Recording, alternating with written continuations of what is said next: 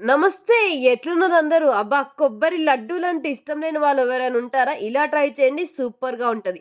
ఒక కప్పు కొబ్బరికి, ఒక కప్పు బెల్లం తీసుకొని నెయ్యిలో కొబ్బరిని ఏంచుకుందాము. అది మంచిగా వేగేలోపు మనము అలాగే బెల్లాన్ని కరిగిద్దాము. ఇప్పుడు బెల్లం తీసుకొని అలాగే అందులో కొంచెం వాటర్ ఏసి బెల్లంని పానకం వచ్చేలాగా ఇక్కడ చూడండి.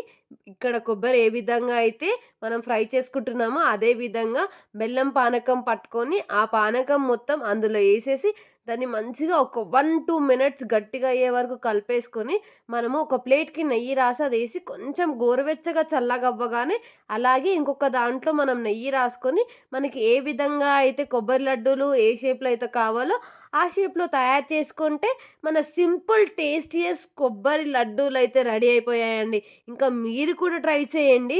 ఇంకెందుకు ఆలస్యం, ఒక సబ్స్క్రైబ్ కూడా చేసేసుకోండి.